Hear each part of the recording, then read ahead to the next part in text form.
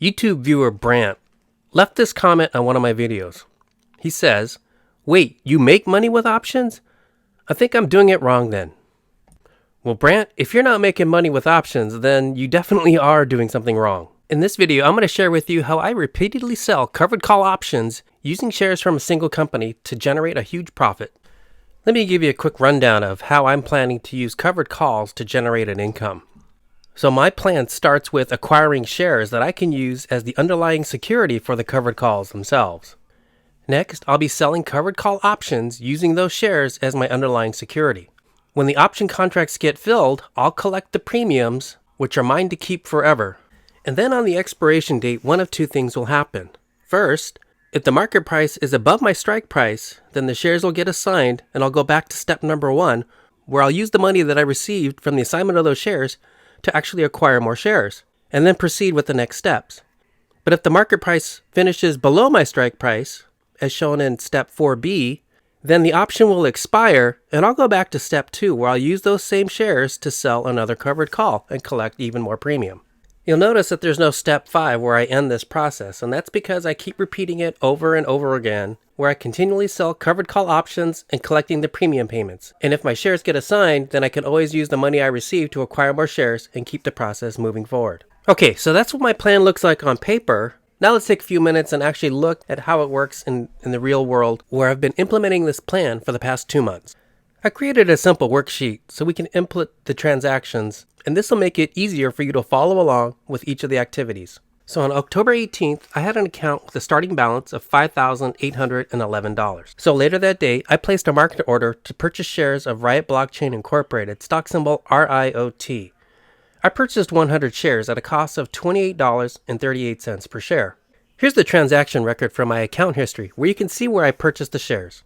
After purchasing the shares, my remaining account balance was $2,973. Next, on October 21st, I placed a limit order to purchase an additional 100 shares of RIOT, and I paid a price of $29.73 per share, which took my account balance of available cash down to $0. Here's the transaction record from my account history that shows the limit order that I placed to purchase the shares. Now that I own some shares, let's move on to step number 2, where I'm selling covered call options using those shares as my underlying security.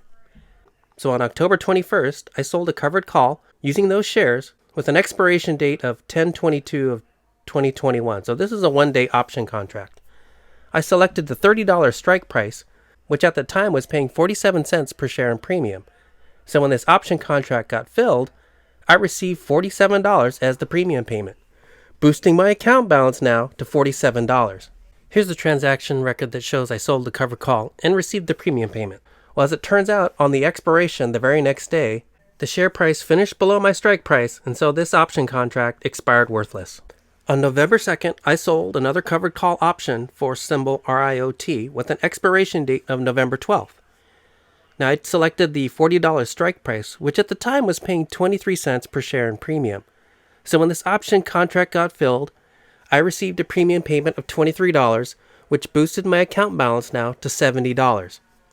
Here's a transaction that shows I sold the covered call and received the $23 as the premium payment. Now, as it turns out, on the expiration date, the market price finished above my strike price, and so these shares were assigned to the buyer. And I received $4,000 as the payment for my shares. And I'll be using the money that I received from the buyer when my shares got assigned to purchase more shares so that I can sell another covered call. But before I do that, let's take a look at this. Since 100 of my shares were assigned to the buyer, I only have 100 shares left. So on November 2nd, I sold another covered call with an expiration date of November 19th. I also selected the strike price of $40, which at the time was paying 57 cents per share in premium. So when this option contract got filled, I received a total premium payment of $57, which boosted my account balance now to $127. Now, as it turns out, on the expiration date, the market price finished below my strike price, and so this option contract expired worthless. Here's the transaction that shows I sold the covered call and received $57 in premium when this option contract was filled. Do you remember that transaction where my shares got assigned and I received payment from the buyer? Well, here's that transaction on the expiration date, November 12th, where my shares got assigned and I received $4,000 in return for my shares. And so this makes my new account balance $4,127.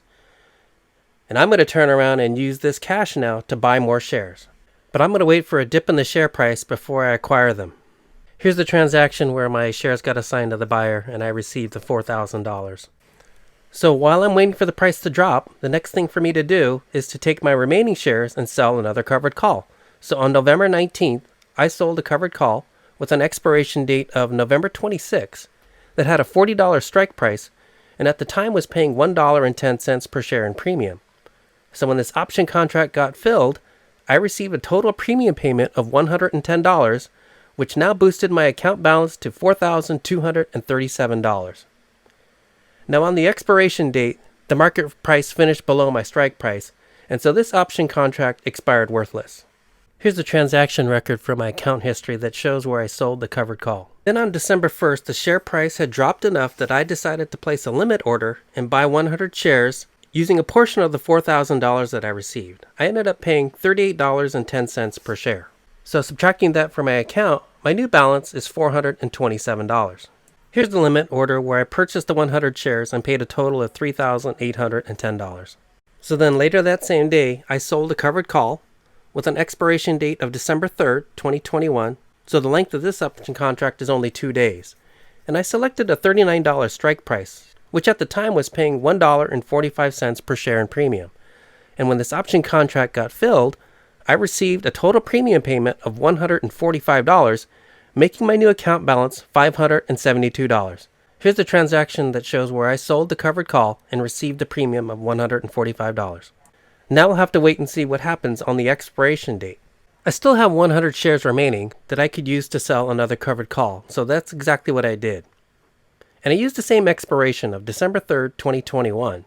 But this time I picked a strike price of $40, which at the time was paying $1.40 per share in premium. So when this option contract got filled, I received a total premium payment of $140, and my new account balance now is $712. Here's the transaction record that shows the sale of the covered call option. And again, we'll have to wait to see what happens on the expiration date. Let me take a minute and describe where I'm currently at. So today's December 2nd. The share price for Riot closed at $32.97. So for the 200 shares I'm currently holding in my portfolio, it has a market value of $6,594. And when I combine that with the amount of cash available in my trading account right now, I have a total holdings value of $7,306. And now if I subtract my starting account balance, it gives me an unrealized profit of $1,495. And that's a profit of 25.73% for the 2 months that I've held these shares and been selling covered calls. I've stated this many times that profitable option trading begins by picking good stocks. And as an option trader, you already have experienced the challenges, stress, and risks of picking a stock to use for your options trading. When investing in trading, it doesn't matter who you are or how much money you have, no one wants to lose money on a trade. To manage my fear, uncertainty, and doubt, I use a simple 3-step process to pick my stocks for option trading. And now you can get a replay of my live training session where I showed how to pick stocks for option trading. Visit my website to find out how to get my All Access bundle, where you'll be able to watch the full video recordings of my live training session. I'm including an audio podcast so that you can download it to your smartphone, tablet, or computer. And I'm also including a PDF version of my training slides that I used during the presentation so that you could read through them or take notes. Also included is my Picking Stocks for Options Analyzer tool, PS4o, which also includes the upgraded comparison tool, plus some special bonus material. If you like the information about my stock picks, then consider joining my Patreon, where I share exclusive videos of my stock picks every week that I'm going to be using for profitable trades. I also include my research notes, stock analysis, and trading strategies for every stock I pick to watch for that week. And of course, all my videos posted on my Patreon are ad-free. There's one last thing before I end this video. Now, making profits and generating an income from option trading is a great thing, but keep in mind that all gains made from trading are considered income and are subject to applicable tax considerations. So every month, I save a portion of the profits that I earned in order to pay for my federal and state taxes. So please consult with your CPA, licensed financial advisor, and or tax preparer regarding the tax liabilities for your unique situation. If you're still watching this video, I just want to say thank you so much. I really appreciate it. And I also want to wish you good luck and lots of success with all of your trades. Hey, what about our viewer Brant? Did I forget about him? Well, no way. In all seriousness, I think Brant was kidding when he wrote this comment. But if you weren't kidding, then Brant, this video is for you and for everyone else that might be wondering if it's possible to make money by selling stock options.